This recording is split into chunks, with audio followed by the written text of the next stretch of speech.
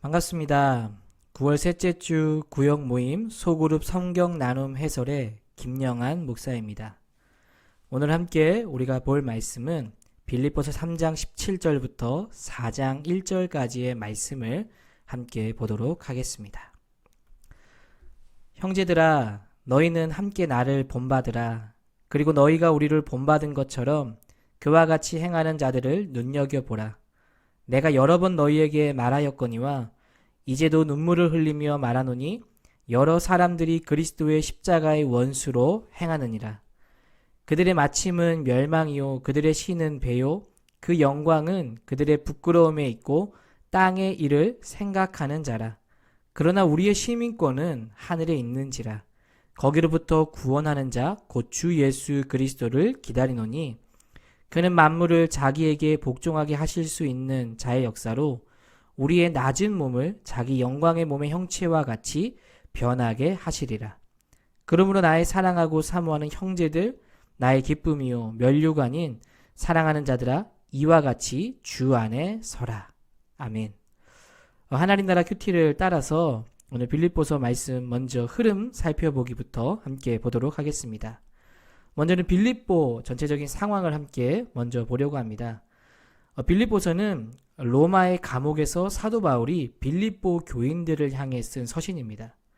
빌립보는 사도 바울이 마게도냐로 와달라는 환상을 본 후에 하나님의 뜻을 확신하고 아시아로 향하던 발걸음을 멈추고 유럽으로 방향을 틀게 됩니다.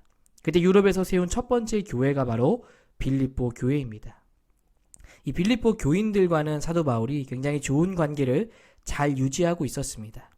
사실 그들이 후원해주고 헌금해준 것에 감사해서 이 빌립보서를 쓴 이유도 있는데 그것뿐만 아니라 이 교회 안에도 문제가 있었습니다.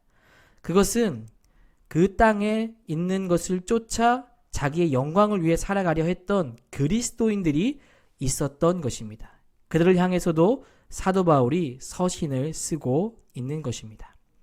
이제 오늘 말씀을 보기에 앞서서 그 앞전에 나와 있는 말씀의 흐름을 함께 보도록 하겠습니다. 빌립보서 3장 4절부터 6절에는 바리새인이었던 바울의 이전의 삶에 대해서 이야기하고 있습니다. 바울은 자신도 이전에 어떤 사람이었는가? 바로 그리스도를 알기 전에는 자기의 육체를 신뢰하고 땅의 것을 쫓아 살았던 자신의 그런 열심에 대해서 말해줍니다. 7절부터 11절까지는 그리스도 안에서의 바울의 새로운 삶에 대해서, 이제는 그리스도를 만나고 바울의 시선과 생각이 어떻게 바뀌었는가, 이전에 중요하게 여기던 것들을 이제는 배설물로 여기며 자신이 그리스도 안에서 새롭게 된 삶에 대해서 말해주고 있습니다.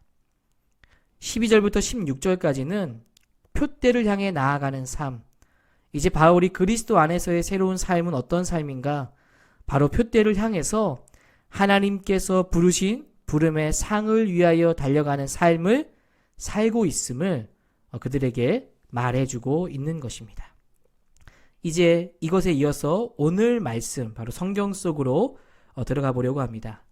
오늘 성경 속으로 들어가는 이 말씀은 하나님 나라 큐티의 질문의 내용을 따라서 질문에 답을 하면서 함께 보도록 하겠습니다.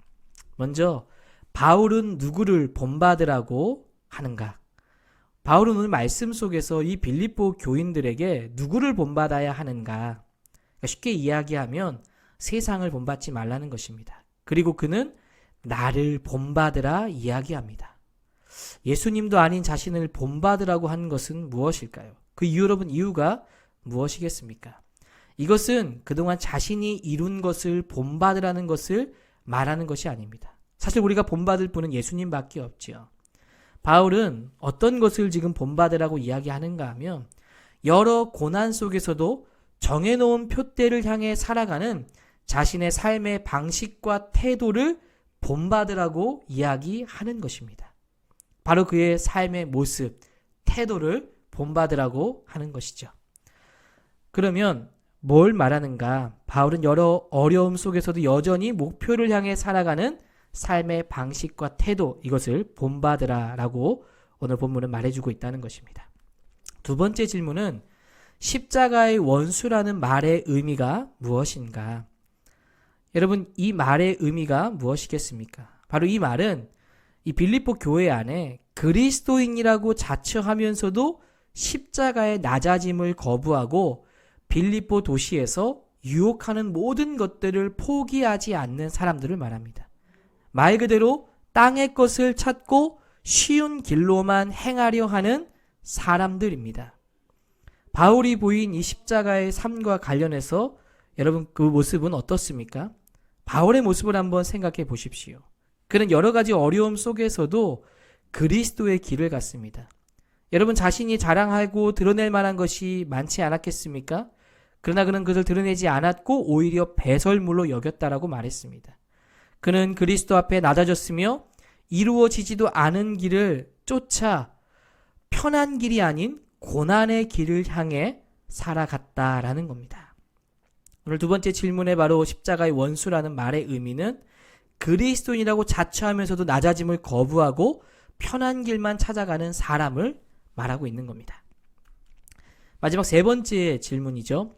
십자가의 원수로 살아가지 않으려면 이것을 어떻게 살아가지 않도록 이야기하고 있는가? 20절 말씀에 바로 우리의 시민권은 하늘에 있음을 기억하고 살아가야 한다라고 말합니다. 여러분 이 시민권이 가지는 어떤 의미가 있길래 시민권이 하늘에 있다는 것을 기억할 때 원수, 십자가의 원수로 살아가지 않을 수 있다라고 말하는 것입니까? 당시에 이 시민권이라는 것, 즉 로마의 시민권을 가졌다라는 것은 큰 자랑이며 로마의 시민권을 가진 사람의 권위에 맞게 행동하는 것을 이야기했습니다.